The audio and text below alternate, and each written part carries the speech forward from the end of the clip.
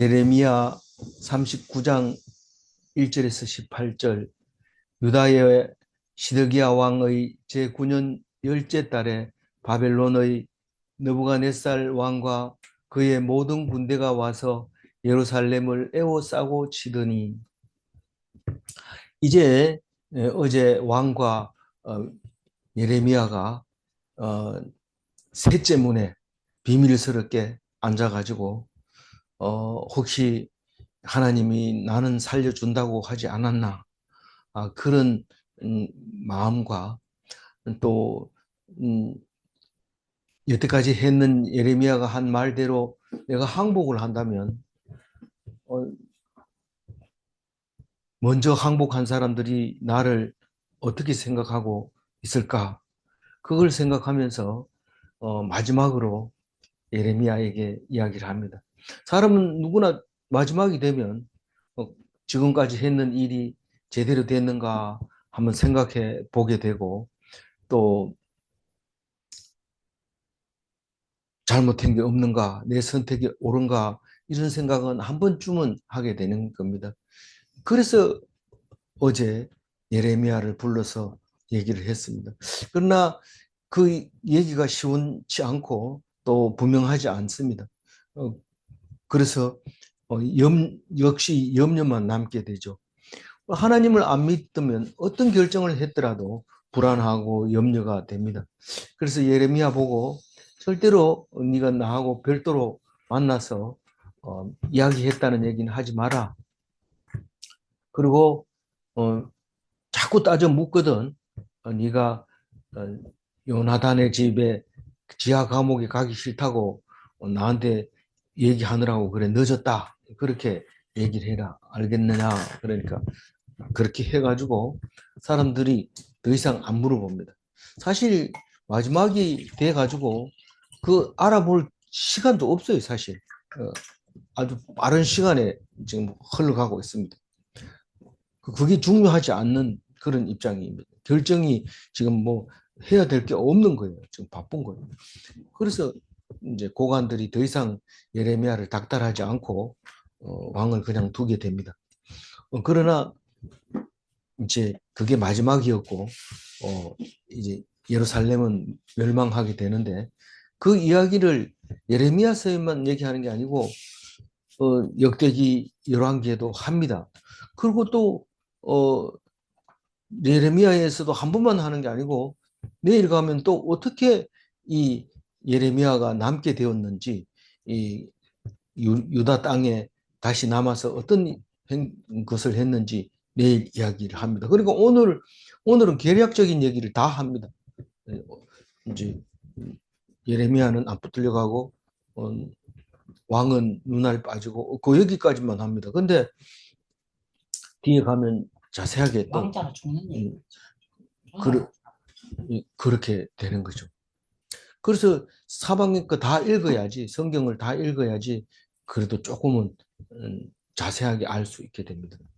그래서 예루살렘이 뭐 바벨론 군대가 와가지고 한꺼번에 저 멀리서 와가지고 바로 쳐들어간 게 아니고 2년 반 동안 포위를 해가지고 있었던 거죠. 이 9년 10월에 포위를 해가지고 11년 4월 9일에 함락이 되니까 3년은 안 되고 11, 2년이 안 됩니까? 2년이 안 되죠. 2년이 안 되고 1년 반 정도, 1년 반은 넘었고 그 정도의 1년 반이네. 1년 반. 1년 반 만에 성이 무너지게 되는 겁니다. 그러니까 이 성경은 순서대로 쓴 게 아니고 계속해서 쭉 어, 반복해서 이야기를 하고 있는 것이니까 1년 개월. 잘 읽어봐야 되는 거죠. 1년 반 만에, 1년 6개월 만에 예루살렘이 이제 무너지게 됩니다. 2절 읽어봅니다. 시드기야의 제11년 넷째 달 이틀째 날에 아홉째 날에 성이 함락되니라. 예루살렘이 함락되매. 예. 그러니까 11년 넷째 달 아홉째 날을 기억해야 돼요. 11년 4월 9일. 시드기야 4년 7일이 뭐라고 그랬어요? 4년 7월이 뭐라고 그랬어요? 시드기야 4년 7월이 뭐라고 그랬어요? 저기 그 아이감이 죽었더니 하나냐가 거짓 선지자 하나냐가 죽던 해, 2년 안에 죽으리라 이랬던, 올해 안에 죽으리라 했나요? 올해 안에 죽으리라 했는데 그렇게 그날에 죽었잖아요. 유다가 멸망한다 해도 11년 4월 9일 날 멸망하게 된다. 그 얘기를 하고 있습니다. 3절 읽어볼까요?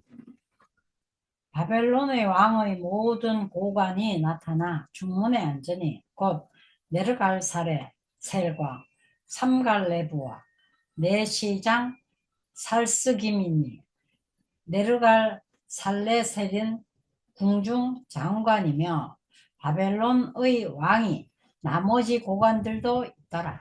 예. 이름도 생소하고 또 그러니까 혀도 잘 안 들어가고 그래 대충 읽으면 또 더 어렵고 이렇죠. 지금 함락이 됐다 하면 더 이상 얘기 안 합니다. 뭐 다른 데는 뭐 또 설명을 하겠지만 여기서는 함락이 어떻게 됐을까? 그냥 뭐 큰 성이 여리고 성처럼 꽉 무너지고 막 그 위에 사람들이 막 흩어지고 이런 그 웅장하고 장대한 게 아니라 1년 반 동안 굶어가지고 지쳐가지고 뭐 이게 적군인지 아군인지 구별을 못할 정도로 그렇게 된 거예요. 그래서 지금 함락이 됨에 이래 놓고 바벨론 왕의 모든 고관이 나타나 중문에 앉으니 이 문은 예루살렘 성문이 한 20개 이상의 이름이 나오는데 그중에 이게 중문이 어디냐 이렇게 물으면 잘 몰라요. 잘 모르지만 뭐 이쪽에 동쪽 문이다, 남쪽 문이다 이제 여러 가지 설이 있지만은 그건 설일 뿐이고 성경은 왜 다른 이름 중에 중문을 택했을까? 다른 이름을 써도 되는데 왜 중문이라는 말을 썼을까? 이게 이제 중앙청이나 마찬가지예요. 우리가 서울을 탈환하면은 중앙청 그 국기 개항 때에다가 국기를 꼽으면 그게 이제 서울 수복이 되는 거죠. 이제 후퇴할 때는 일사후퇴 때는 그 태극기를 내리지 못하고 그냥 도망치는 거죠. 수복할 때는 거기다 갖다 중앙청에다가 태극기 꼽는 거나 마찬가지로 예루살렘이 함락이 되면은 그 성의 중문의 가운데 딱 앉게 되는데 그게 중앙을 점거했다, 점령했다 이런 뜻입니다. 바벨론 왕이 고관들, 이건 바벨론 왕의 고관들이라고 말을 했지만 바벨론 고관들이 이제 그 옷을 잘 입고 이제 관복을 입고 이 사람들이 나타나서 중문에 딱 앉습니다.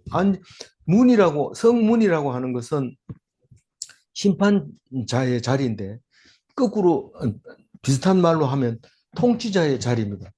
지금은 삼권이 분리돼서 입법, 사법, 행정 이렇게 삼권이 분리돼 있었지만 옛날에는 그 권한 하나가 다 들어 있었어. 중문에 앉으면 그게 재판장이 되고 거기서 통치를 하게 되고 이제 가둬놓기도 하고 그렇게 하는 역할을 다 했던 자리죠. 그래서 바벨론 장관들이 거기에 모여버립니다. 그래서 이름부터 달라요. 그래도 요즘은 우리는 성경을 묵상하기 때문에 히브리 이름들은 대충 혀가 돌아갑니다. 그러나 이 바벨론 사람들의 이름은 혀가 잘 안 돌아가요. 그래도 뭐 퀴즈 낼 때 제일 나이 어린 왕 이름이 뭐냐? 이러니까 간 4살 된 사람이다. 이래가지고 느부갓네살은 그래도 그 이름이 잘 돌아가죠. 그러나 그 원래 이름은 다르게 부르죠. 그리고 나부꼬라고 하는 게 느부갓네살을 나부꼬라고 하기도 해요. 그 음악 그 베르디의 그 히브리 노예들의 합창에 나오는 할 때 나부꼬라는 그 노래 제목입니다. 그게 느부갓네살을 말하고 있는 겁니다. 그래서 이름 성경에서 부르는 이름은 히브리어로 발음을 옮겨 적었기 때문에 이제 좀 불편하죠. 햇바닥이 잘 안 돌아가죠. 그래서 중문에 앉은 사람 중에서 제일 대빵이 네르갈사레셀이 대빵입니다. 앉은 중에 몇 명이 앉았냐면 네 사람의 이름이 확실하게 세 사람의 이름이 확실하게 나오고 나머지는 이제 그 일반 장관들 이렇게 보면 되죠. 근데 예루살렘이 멸망하는데 바벨론에서 다 왔느냐? 다 온 거라고는 볼 수 없죠. 거기서 그렇게 어, 수백 킬로미터, 수천 킬로미터가 되니까, 뭐 한 2천은 안 돼도 1,500 정도는 될 거니까, 거리가. 그렇게 먼 거리에서 다 온 건 아니지만, 거기 앉으면 장관이 되는 거예요. 거기 정복한 땅에 앉아가지고, 이 땅을 어떻게 할 거냐 하고 이야기하는 사람들은 다 고관들이고, 어, 그렇습니다. 그래서 네르갈 사레셀과 삼갈 레보와 살스김 이 세 사람이 이제 중앙청에 딱 앉아 있게 됩니다.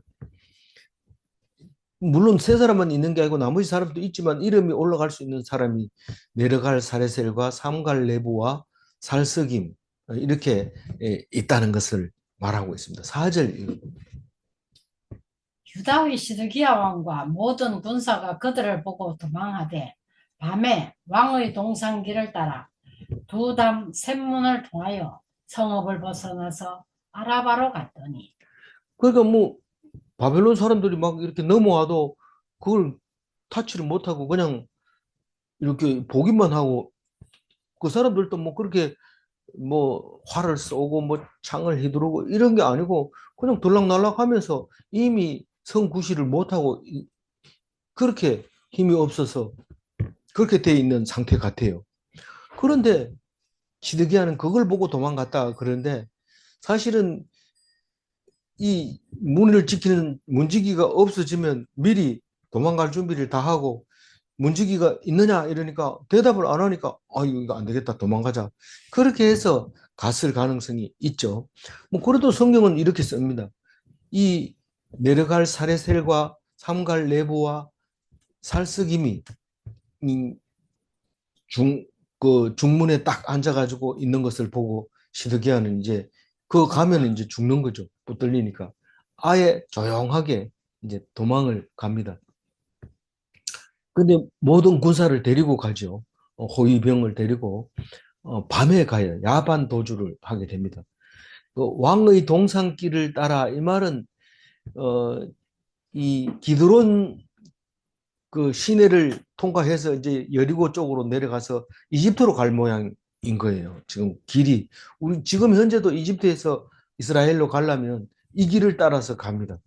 가다 보면 오른쪽에 사해가 있고 사해에서 화장품 만드는 공장이 계속 밤새도록 돌아가서 거의 환하게 이제 빛이 나고 그 물을 계속 빨아당기기 때문에 1년에 1m씩 그 사해가 줄어들고 있는 모습을 볼 수 있는데 그게 이제 아라바 길이라고 그래요. 아라바 길은 세 가지가 있는데 저 밑에 있는 아카바만 있는 데 있는 아라바가 있고 사해 주변에 있는 저지대도 아라바라고 하고 요단강 주변에도 아라바라고 얘기를 해요. 그런데 여리고 앞에 넓은 들을 여리고 평원이라고 여리고 평지라고도 하고 여리고 평원이라고도 하는 그 넓은 땅을 지나야 이제 이집트로 내려갈 수 있는 겁니다. 그래서 그 길로 이제 도망을 가려고 동산 길을 따라서 두담 샘문을 통하여 이 두담 샘문 이러면은 뭔지는 잘 모르지만 이 히스기야가 그 바깥에 그 기드론 샘물에서 지하로 이렇게 올 때 이 문을 한 사람이 겨우 통과할 정도로 돌을 파서 다니게 하고 거기서 이제 물을 당겨 쓰는데 아마 이 문은 아무도 몰랐을 겁니다. 그래서 하나님 이 왕이 시드기야 왕이 그 터널을 통과해서 벗어나지 않았느냐? 우리는 그 구조를 정확하게 알 수는 없지만 이 문장의 폼으로 보면 그 터널을 통과해서 샘이 있는 기드론 길을 통과해서 잘 안 보이는 곳으로 해서 어, 이제 감남산을 넘어서 이제 여리고로 향했지 않겠는가. 밤에 가니까 사람들이 경비가 잘 모릅니다. 뭐 후닥닥 후닥닥 소리가 나도 정확하게 모르니까 출동을 못한 거죠. 그랬는데 어떻게 됐어요? 5절 읽어볼까요? 갈대아인의 군대가 그들을 따라 여리고 평원에서 시드기야에게 미쳐 그를 잡아서 데리고 하마 땅 림나에 있는 바벨론의 느부갓네살 왕에게로 올라가매 왕이 그를 신문하였더라. 이거를 보면은 그 여리고까지 도망갔는데 밤새도록 잠 안 자고 도망간 거예요. 그래도 초저녁에는 못 가니까 한밤중에 갔을 건데 거기 가서 결국은 붙잡힙니다. 어, 뭐 다른 성경을 보면 군대들은 흩어지고 그래서 뭐 도망가다가 뒷덜미 잡히고 뭐 이런 얘기가 다른 성경을 보면 참고로 나오겠지만 뭐 여기서는 그냥 간단하게 얘기하는데 지금 느부갓네살은 예루살렘이 멸망할 때 그 예루살렘의 옆에 진영에 있은 게 아니고 본부가 하마 땅 림나에 있다고 그래요. 지금 하마 땅은 그 지도에는 하마로 나와요. 하마로 나오는데 어, 알레포라고 하는 그 시리아 수도에서 밑으로 더 내려오면 하마가 있고 하마 더 내려오면 어, 그 다메섹이 있고 그 밑에 더 내려오면 이제 그 갈릴리가 있잖아요. 그래서 순서대로 보면 그렇게 되는데 거기에다가 본부를 차려놓고 그 예루살렘 그러니까 이쪽에 가나안 땅도 가깝고 저기 터키 땅도 가깝고 그 시리아 땅이죠. 거기에 이제 본부가 있었던 것 같아요. 이게 언제부터 있었냐면 10년 훨씬 넘게 그러니까 20 몇 년 동안 느부갓네살의 본부가 여기 있었던 것 같아요. 22년? 22년 됐죠. 그러니까 정확하게 22년인데 왜냐하면 그 여호아하스가 여기에서 감금돼 있었어요. 요시아가 죽자마자 그 이집트 군대가 백성들이 여호아하스를 그러니까 셋째 아들을 넷째 아들이 시드기야고 셋째 아들이 여호아하스인데 이 셋째 아들을 왕으로 세워놨어요. 그러니까 바로 누구가 오다가 네 지금 왕 노릇 할 거야 이러면서 붙들어 가지고 이제 가는데 가기 전에 한 석 달 정도 왕 할 때 벌금을 한 그 내라고 그래요. 내라고 하면서 왕 구실을 못하게 해요. 열왕기하 23장 33절에 제가 기록해 놨는데 같이 읽어볼게요.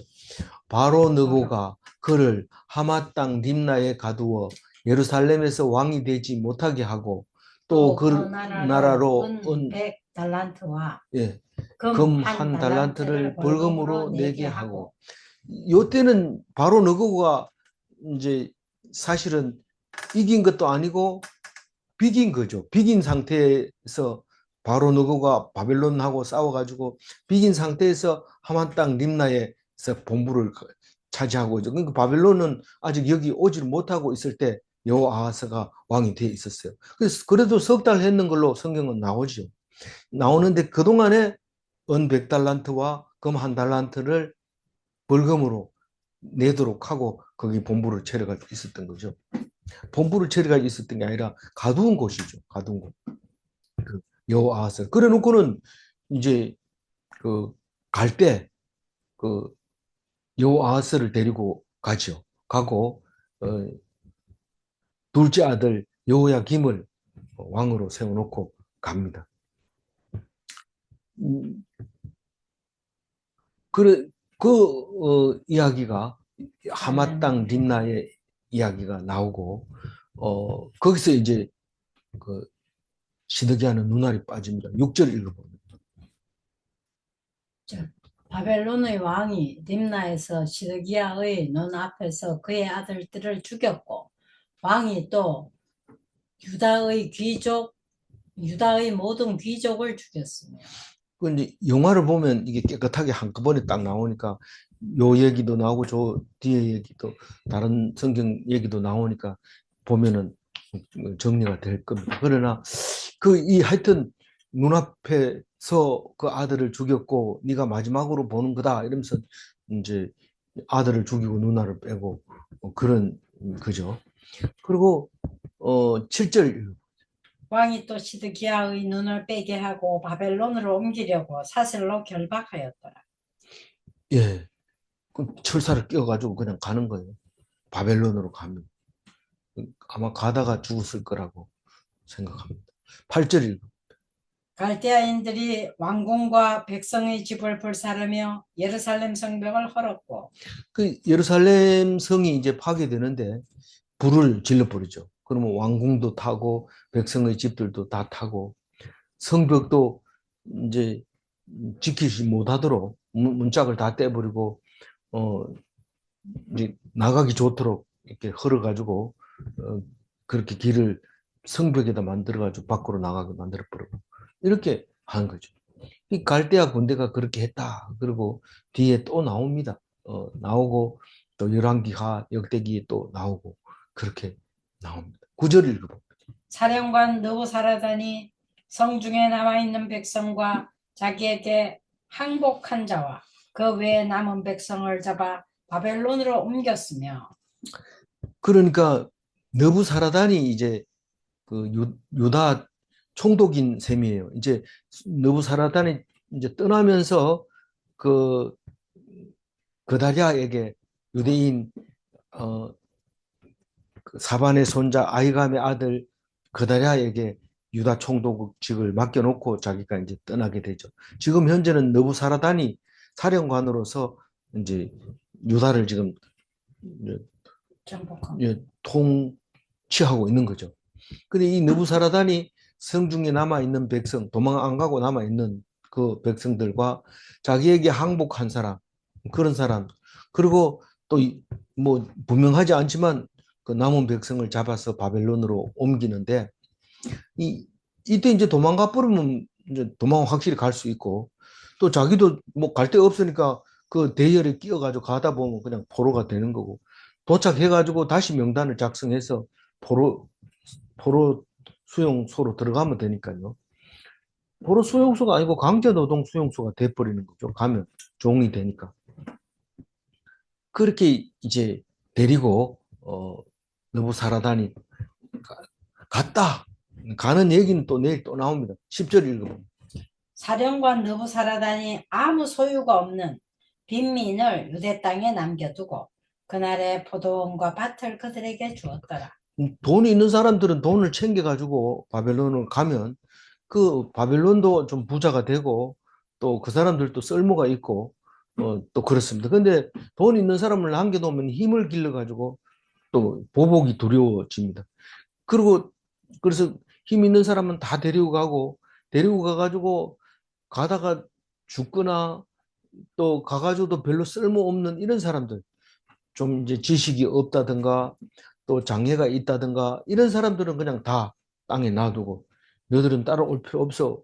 그리고 땅도 버릴 테니까 이 땅을 가지고 너희들이 일구 막 하면서 먹고 살아. 그리고 놔두는데 포도원과 밭을 그들에게 줬다고 얘기를 하고 있습니다. 그래서 이제 놔둔 사람, 데리고 간 사람, 느부사라단이 다 정리를 한 겁니다. 그리고 문제거리가 또 하나 있죠. 예레미야가 이제 어떻게 됐느냐. 11절 읽어봅니다. 바벨론의 느부갓네살 왕이 예레미야에 대하여 사령관 느부사라단에게 명령하여 이르되 12절. 이에 사령관 느부사라단과 12절. 그를 데려다가 선대하고 해하지 말며 그가 내게 말하는 대로 행하라.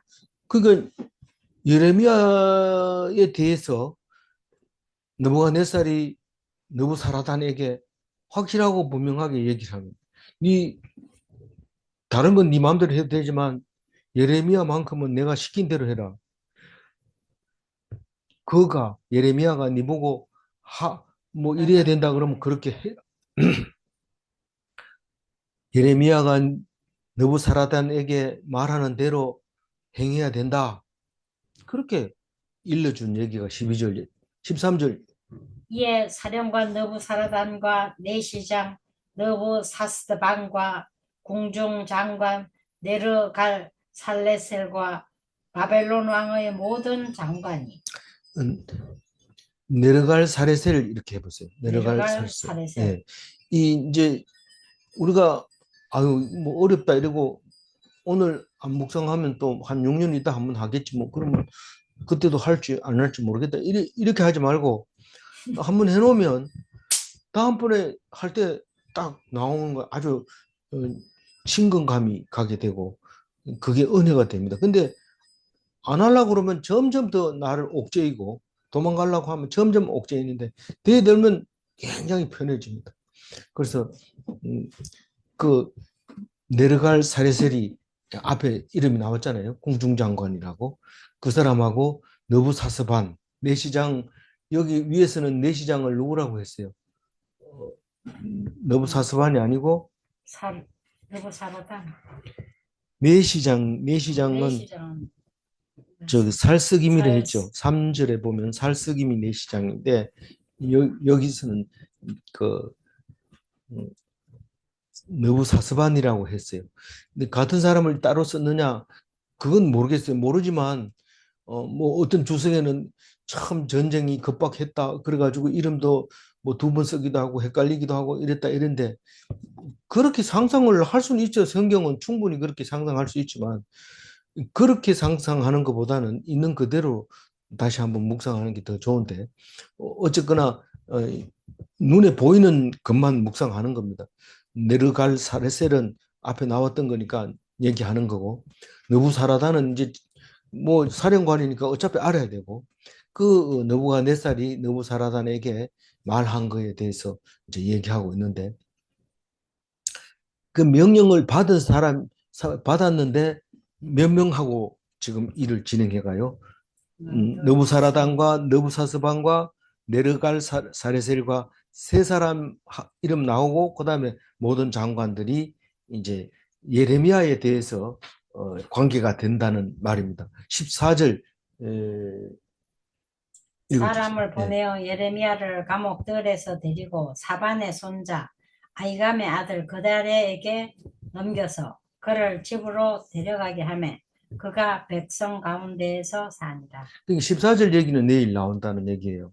예레미야에게 물어가지고 예레미야에게 그 포성줄을 풀어가지고 이제 네가 따라가자 그러면 내가 대접을 잘해줄게.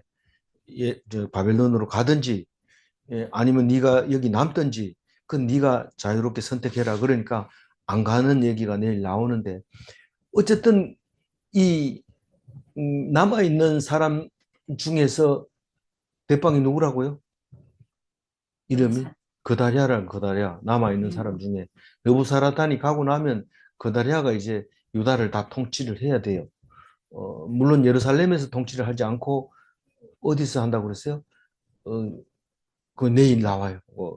그 이름이 익숙한 이름인데 그곳에서 이제 그 그다리아가 통치를 합니다. 근데 예레미야가 거기 그다리아한테 가겠다 해서 가서 남는 이야기를 긴 이야기를 짧게 쓴 거예요. 사람을 보내어 예레미야를 감옥 뜰에서 데리고 사반의 손자 아이감의 아들 그다리아에게 넘겨서 그를 집으로 데려가게 하며 그가 백성 가운데 사니라. 예레미야는 바벨론 포로가 안 되고 유다 땅에 남아 있게 되었다. 그 얘기를 14절과 같이 표현한 거예요.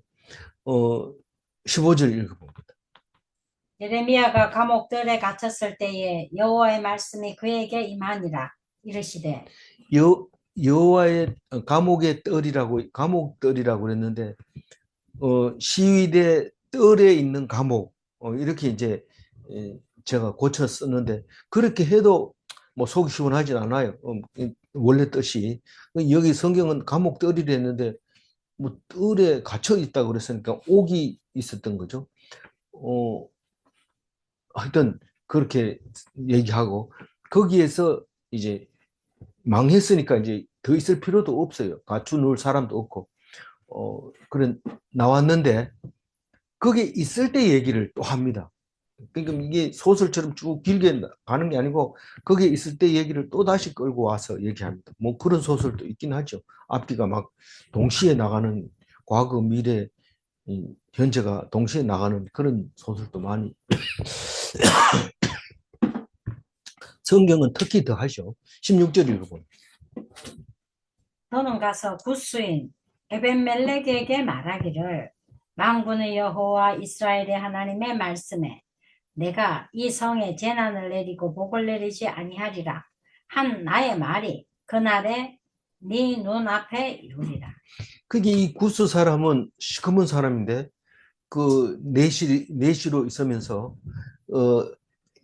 예레미야가 그 우물에 갇혀 있을 때 그 죽을 것 같은 그 우물에 갇혀 있을 때 30명을 데리고 가서 왕의 허락을 받아서 끌고 올라와서 살려놓은 그래서 시위대 뜰에 갇혀놓은 바도는 그 구스 사람 에벤멜렉입니다. 그 사람에게 하나님이 안 그래도 뭐 이렇게 착한 사람을 그냥 놔두고 넘어가는 게 좀 성경이 이상하다 그랬는데 그냥 넘어가는 게 아니고 에벤멜렉에게 예레미야가 하나님 말씀을 전달을 합니다. 하나님 만군의 여호와 이스라엘의 하나님 말씀에 내가 이 성에 재난을 내릴 때 네가 그것을 보리라. 네가 그것을 네 눈으로 보게 되리라. 그래 말하면서 17절 여호와의 말씀이니라 내가 그날에 너를 구원하리니 내가 그 두려워하는 사람들과 손에 넘겨지지 아니하리라. 그 예루살렘이 무너지면 왜 두려워요? 이제는 죽었다. 왜 죽어요? 그 사람들이 붙들어 가면 그냥 안 놔두니까. 그 사람이 누군데? 네가 두려워하는 그 사람들. 그 사람 손에 너희들은 붙잡혀 가지 않을 거다. 그렇게 얘기한 게 있다는 거예요. 그래서 이거는 17절 얘기는 하나님은 말씀하시고 이루신다 이 말을 하려고 하는 거죠. 근데 이 에벤멜렉에 대해서는 더 이상 예레미야는 얘기하지 않습니다. 예레미야서에서는 얘기하지 않습니다. 요게 끝인데 그럼 에벤멜렉이 어떻게 되냐? 그건 모르고 말씀하시고 이루시는 하나님이니까 말씀한 게 분명하니까 에벤멜렉은 어디가 있든지 구원받았을 거야. 그 얘기를 하고 있는 거죠. 에벤멜렉이 성경 말씀을 했으면 이루어지는 것까지 써야 되죠. 이러는데 아는 사람이 없습니다. 18절 읽어봅니다. 내가 반드시 너를 구원할 것인즉 내가 칼에 죽지 아니하고 내가 노략물 같이 내 목숨을 얻을 것이니 이는 내가 나를 믿었습니다. 여호와의 말씀이니라 하죠. 그러니까 반드시 구원하리라 하는 그 약속을 한 거죠. 약속을 한 건데 칼에 죽지 않는다는 것은 로마 갈대아인에 의해서 죽지 않는다는 뜻이고 노량물같이 얻는다는 것은 살아있는 것을 말하는 게 아니라 은혜가 되는 거죠. 노량물은 뭐를 얻어도 은혜가 되는 거예요. 감사하죠. 없어도 괜찮는데 있으니까요. 전리품이니까요. 전리품은 그렇게 기쁜 마음으로 또 혹시 없을 수도 있지만 그렇게 얻을 수 있는 게 네 목숨이다. 우리는 목숨을 당당하게 안 죽는 목숨을 가지고 있다면 의미가 없습니다. 예수 믿으면 절대로 안 죽는다. 이러면은 참 좋을 것 같아서 몇월 며칠 날 구원받았다 이런 얘기하는데 그 구원이 아니고 그거는 말을 만든 겁니다. 그건 구원이 아니고 심판받을 때 심판을 안 받고 살아남는 게 그게 구원입니다. 몇월 며칠 날 구원받는 그런 건 없어요. 그건 말이 안 되는 거예요. 성경을 읽어보면 그래 알아요. 근데 그거를 한 번 읽고 나서는 엉뚱한 소리를 자꾸 하고 계속 묵상을 안 하니까 딴 소리를 자꾸 하는 거죠. 그래서 안 죽는다. 그럼 실제로 죽었던데요. 이런데 그래도 믿음으로 죽었으면 그 사람은 죽은 게 아니다. 너희들은 살아있지만 안 믿으면 살아있는 게 아니다. 이렇게 말하는 거하고 똑같은 겁니다. 그리고 18절이 왜 이스라엘이 망한 뒤에 왜 내시 이야기를 합니까? 내시가 뭐 그것도 내시 중에서도 등급이 있는데 시커먼 내시는 좀 그렇잖아요. 그런데 그런 게 아니고 이름까지 성경에 여러 번 나옵니다. 에벤멜렉, 에벤멜렉. 그래서 그 사람은 뭐예요? 믿음이 있었다고 그래요. 믿음이 있는지 없는지 우리가 알아요, 몰라요? 모릅니다, 우리는. 다만 하나님이 믿음이 있다고 하니까 믿음이 있는 줄 아는 거죠. 가인과 아벨이 제사를 지낼 때 가인 가인은 믿음이 있었어요. 아벨이 믿음이 있었어요. 아벨이. 아벨이 믿음이 있었다고 해요. 그건 우리가 알 수가 없어요. 아니, 짐승을 드리는 거하고 곡식 드린 거하고 다르니까 그렇지. 하나님은 짐승을 줘도 안 먹고 곡식을 줘도 안 먹습니다. 그게 중요한 게 아니고 그 속에 마음이 중요한 건데 그 마음은 우리가 보지를 못해요. 그러니까 나중에 신약에 와가지고 가인은 아벨은 믿음으로 제사를 드렸다. 근데 그렇게 믿음으로 제사 드린 사람이 왜 돌에 맞아 죽어요? 어, 둘밖에 없는데 그것도 그건 억울하잖아요. 그건 나 그런 하나님 안 믿을래요. 그 성경을 잘 못 읽으니까 그런 소리 엉뚱한 소리 하고 있는 거잖아요. 그렇게 죽으라고 하는 거예요. 그래서 남들이 볼 때는 억울한 것처럼 보이지만 믿음을 갖고 죽어라. 그럼 내가 다시 살려줄게. 다시 살아나가주는 다시는 안 죽는다. 그게 완전 영체의 부활체입니다. 그래서 아유, 난 완전 영체 부활체 참 이름도 좋고 좋지만 그거보다는 그냥 이 땅에서 좀 더 오래 살래요. 그 오래 사는 게 아니에요. 금방 지나가요. 제가 나이 70 아닙니까? 이게 70이 뭡니까? 옛날에는 25이 어른이었단 말이에요. 무릎 이하에만 자식이고 무릎보다 크면은 자식이 아니라 설하의 자식이라. 그런 옛날에 지금 70이 돼가지고도 머리 허연 자녀들이 있잖아요. 머리 허연 자녀. 말이 자녀지 할머니, 할아버지 다 돼가요, 지금. 이러니까 참, 우리 지금 현재 초, 초고령 사회에 살고 있는 거죠, 우리가. 근데 그렇게 살고 있는 거 70까지 살았다 하더라도 돌아보면 순식간입니다. 순식간. 제가 뭐를 이렇게 알려고 하다가 그것을 알아가지고 얼마나 써먹냐. 그거를 알려고 하다가 죽은 사람만 해도 수없이 많은데 그거 잠깐이 있을 수밖에 없는데 그걸 가지고 애를 쓰고 신경 쓰고 있는 걸 보면서 코웃음이 나왔어요. 아침에. 참 세상 일시적인 걸 향해서 우리가 참 용을 쓰고 있구나. 하나님 말씀은 안 영원하거든요. 영원한 것을 좀 찾아야 돼. 그 정치를 조금만 하면은 어, 입에서 나오는 말이 다릅니다. 지속 가능하냐? 그 얘기를 자꾸 물어봅니다. 내가 정권을 가졌다. 막 축가를 하고 그날 저녁에 파티를 하고 그러는데 이게 얼마나 오래 갈 거냐? 지속 가능하냐? 그걸 자꾸 물어보는데 지속이 가능하다 하더라도 얼마 안 됩니다. 그 인생이 짧습니다. 진짜 영원한 것은 하나님 말씀밖에 없습니다. 죽으라고 싸워봐도 하나님 말씀밖에 없습니다. 18절 마지막 한 번 더 읽고 마무리하겠습니다. 내가 반드시 너를 구원할 것인즉 내가 칼에 죽지 아니하고 내가 노량물 같이 내 목숨을 얻을 것이니 이는 너가 나를 믿었음이라 여호와의 말씀이니라 하시더라. 우리 믿음을 남에게 나 믿음 있다고 자랑할 필요도 없고 하나님이 아십니다. 믿음 없이는 목숨을 내놓지 못합니다. 목숨을 내놓지 못합니다. 바울이 그랬잖아요. 정말 네가 믿느냐? 믿지 않는 것을 믿지 않고 목숨을 내놓는 경우는 없습니다. 믿으니까 목숨을 내놓는 거지. 그 얘기를 하잖아요. 그 믿음은 노량물을 얻음같이 목숨을 얻는다. 뭐 믿는 거 이꼬로 생명이지만 그것은 믿음으로 그런 거지. 남들이 볼 때는 모르는 거죠. 얼마나 많이 얻을지 그건 알 수가 없어요. 그러니까 조금 얻어도 엄청 좋은 거죠. 질문합니다. 자기의 노력으로 살아남을 수 없는가? 잠시는 살아남을 수 있죠. 질문 2. 목숨도 주의 것, 원수 갚는 것도 주의 것이인가? 기도하겠습니다.